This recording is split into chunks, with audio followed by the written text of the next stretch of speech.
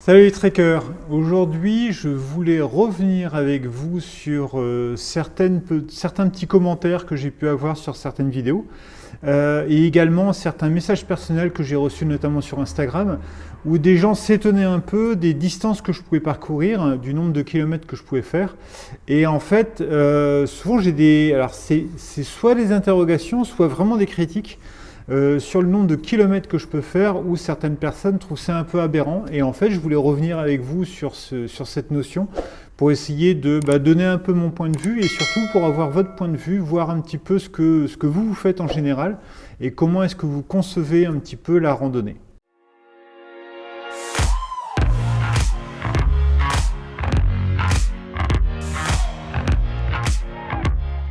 Alors, pour ceux qui ne suivent pas la chaîne assidûment, c'est mal.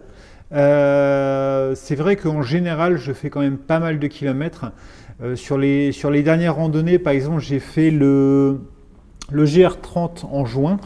En moyenne, j'ai fait 42 km par jour. Et sur le Tour du Mont Blanc que j'ai fait au mois d'août, si je ne me trompe pas, j'ai fait à peu près 35 km, ce qui est pas mal compte tenu des dénivelés. Alors, la première chose à voir, c'est que, comme je l'ai dit très régulièrement, en fait, je marche pas vite. Je marche vraiment pas vite.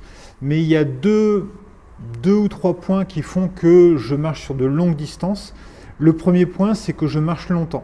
Alors, c'est vrai qu'en bivouac, je me lève très tôt. Souvent, je me lève vers 5h, 5h30 du matin. Ça dépend un petit peu de la saisonnalité et s'il va faire jour. J'aime pas trop marcher de nuit. Pas du tout marcher de nuit le soir. En général, le soir, je plante mon bivouac, j'essaye de planter mon bivouac quand il fait jour. Et le matin, voilà, souvent je marche une demi-heure, maximum une heure de nuit, mais c'est quand même une chose que j'essaie de limiter. Donc c'est vrai que je me lève tôt le matin, je me couche assez tard, puisque je me couche lorsque la nuit tombe. Donc forcément, ça me fait souvent des journées de 10, 11, 12 heures de marche. À cela viennent s'ajouter les pauses. Donc forcément, ça fait des longues journées. La deuxième chose, c'est que en fait, je m'arrête assez peu. Alors, je ne vais pas dire que je ne m'arrête pas du tout, parce que je trouve que personnellement, je trouve que je m'arrête quand même pas mal, même si pour certains, c'est pas du tout ça. Je m'arrête quand même pas mal. Alors souvent, ce que je fais, encore une fois pour ceux qui ne suivent pas les vidéos, je pars très tôt le matin. Je ne déjeune pas toujours sur place, même assez rarement. On va dire que 2 fois sur 3, 3 fois sur 4, même je déjeune pas sur place. J'aime bien plier la tente assez rapidement, surtout si je bivouaque dans un endroit où j'ai pas trop le droit de bivouaquer. Parfois il y a des choses un peu limites où voilà, vous n'êtes pas vraiment dans une propriété privée, mais bon, c'est pas forcément le super endroit pour bivouaquer.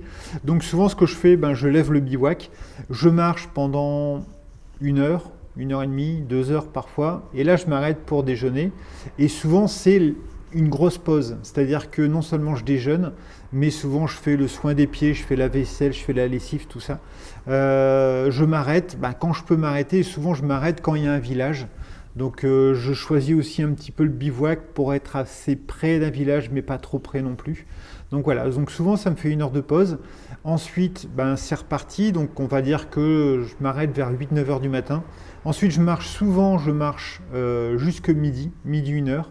Alors encore une fois, ça va dépendre de la température ambiante. S'il fait très très chaud, j'ai envie de m'arrêter plus vite.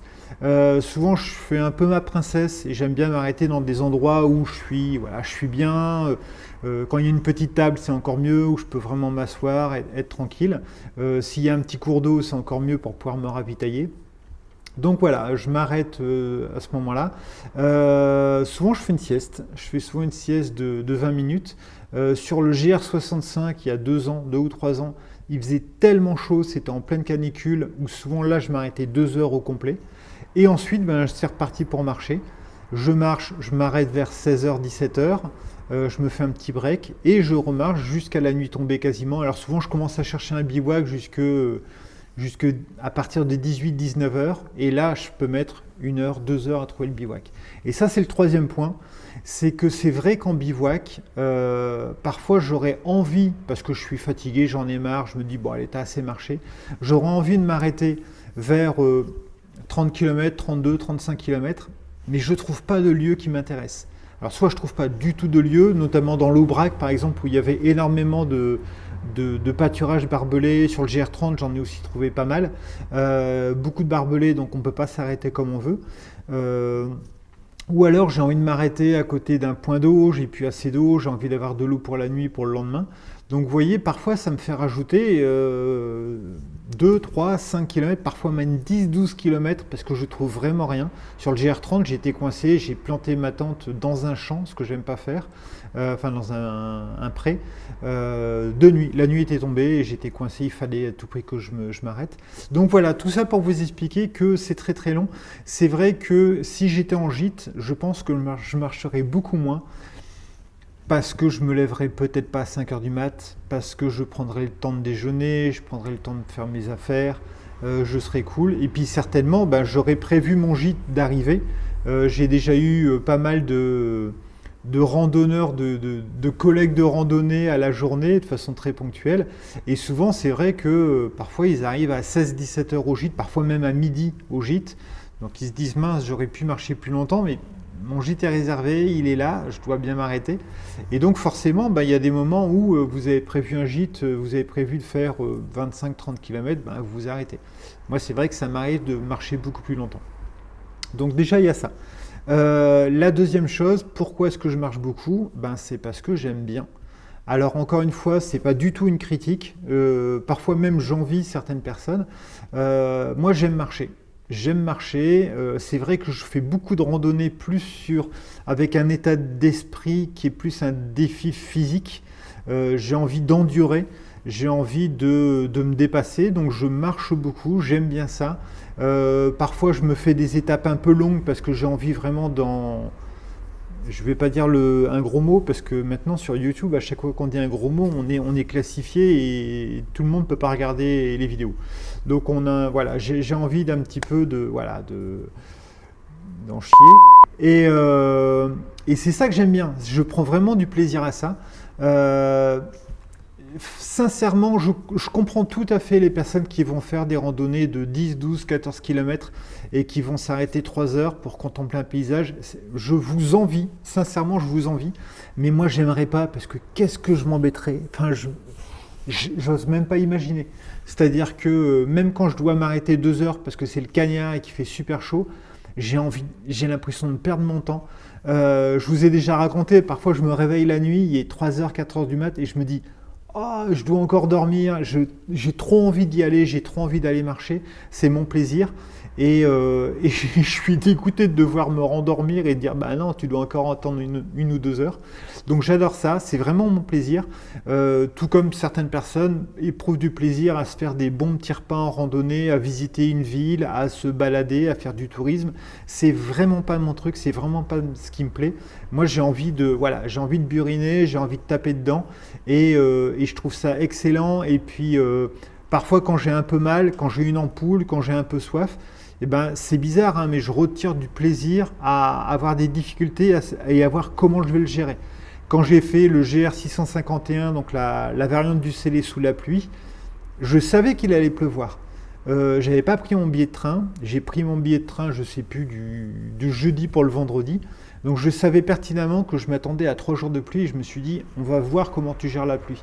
Donc vous voyez, c'est un peu dans cette optique-là que je randonne et c'est vrai que c'est quelque chose qui me fait plaisir.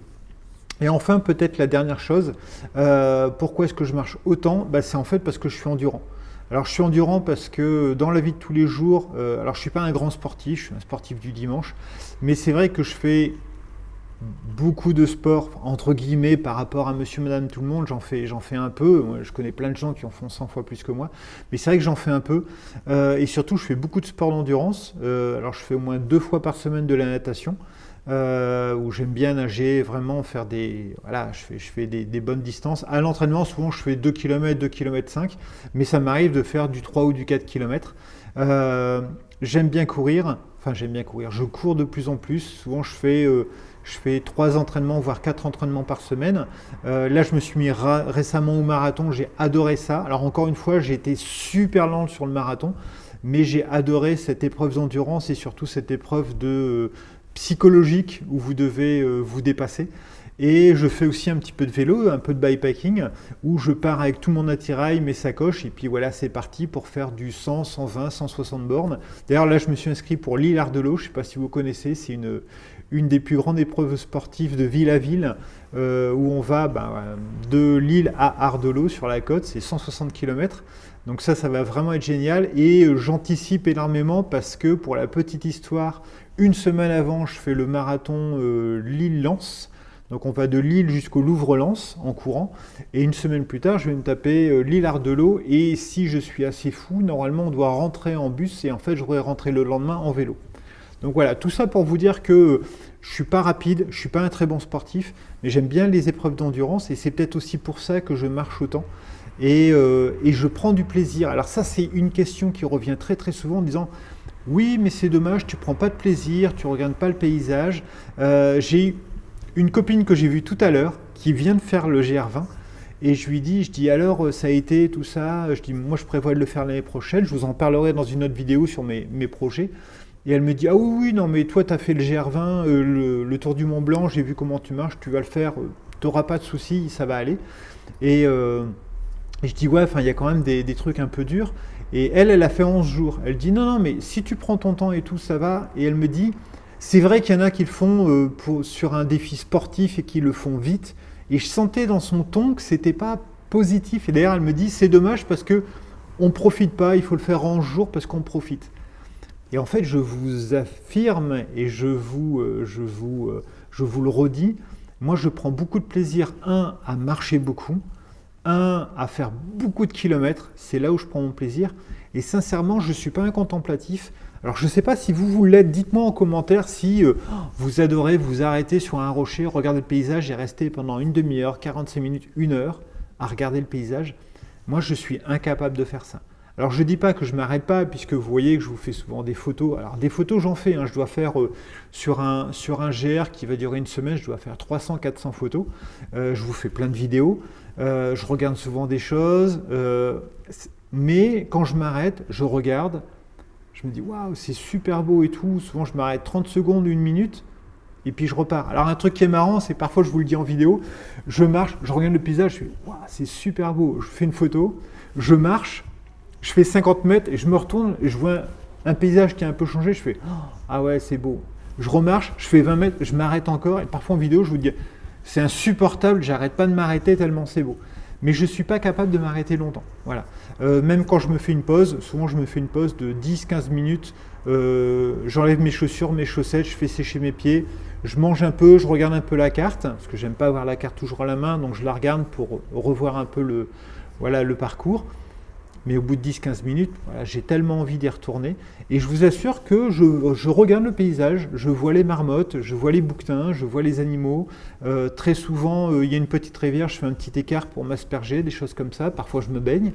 Donc voilà, je prends du plaisir, mais je sais qu'il y a des gens qui font que 14-15 km et qui s'arrêtent pour boire une bière et qui vont s'arrêter au gîte à 14 h. Voilà, c'était un petit retour que je voulais avoir avec vous parce que je sais qu'il y a des gens qui s'étonnent de la longueur de mes randos. Alors je ne suis vraiment pas le seul. Alors il y a beaucoup de randonneurs, de youtubeurs, parce que les autres je ne les connais pas malheureusement, mais de randonneurs qui ne font pas beaucoup de kilomètres dans la journée. Il y a des randonneurs, j'imagine, parce qu'il y a beaucoup de youtubeurs qui ne mettent pas le nombre de kilomètres faits à la fin de la journée. Il y en a certains par contre qui font beaucoup de kilomètres. Je pense notamment à Fabien de Grandeur Nature où parfois il fait des trucs. Alors lui il se tape des dénivelés de la mort et il fait des super trucs. Il y a Nico aussi de Trek Attitude. Alors eux deux c'est un peu marrant parce qu'à des moments j'ai l'impression que, vous savez, je ne sais pas si vous suivez les chaînes, à mon avis oui, parce que c'est vraiment des très belles chaînes, mais à des moments on a l'impression qu'ils se font des périples de 10-14 km dans la journée, ils s'arrêtent, ils prennent le temps, et puis d'un coup ils vont faire des trucs de dingue. Donc ça c'est assez épatant, tout ça pour vous dire que voilà, je suis vraiment pas le seul à marcher beaucoup. Et pour être sûr de ne pas être le seul, je veux avoir vos infos en commentaire. Dites-moi si vous êtes en bivouac ou pas, parce que je pense que ça va avoir une incidence. Et dites-moi si vous aimez bien marcher beaucoup ou si vous adorez faire des pauses de 2 heures toutes les 2 heures et que en fait vous dites non, moi 6 heures de marche. Beaucoup de gens font 6 heures de marche, à peu près 20 bornes, 20-25 bornes. Voilà, dites-moi un petit peu comment est-ce que vous voyez les choses. Cette vidéo vient à la fois des commentaires que vous avez, mais aussi parce que je prépare mes prochains treks pour l'année prochaine. Je vais certainement vous faire une vidéo, dites-moi si ça vous intéresse, que je vous parle. J'hésite entre 6-7 treks, je voudrais en faire au moins 2, peut-être 2,5. Et demi, c'est parce que c'est des treks de 3 jours, donc c'est des tout petits trucs. Et je regarde un peu le temps que je mets et je vois que d'habitude sur quelque chose qui est plus ou moins plat, avec moins de 600, 700, 800 de D+ dans la journée, je fais à peu près du 42 km par jour. Par contre, sur un tour du Mont Blanc, je fais 35 km par jour en moyenne. Donc comme ça me permet d'estimer le nombre de jours qu'il me faut pour faire une GTJ, un GR8, voilà, peut-être un GR65 pour faire la fin de mon GR65. Donc voilà, j'attends tout ça en commentaire, je compte vraiment sur vous pour me donner des infos et voir à peu près où je me situe. Si vraiment je marche beaucoup plus que la moyenne, ou si en fait non, il y a plein de gens qui marchent beaucoup, et voilà, ça me permet de me situer et de savoir un peu où j'en suis. Voilà, à très bientôt.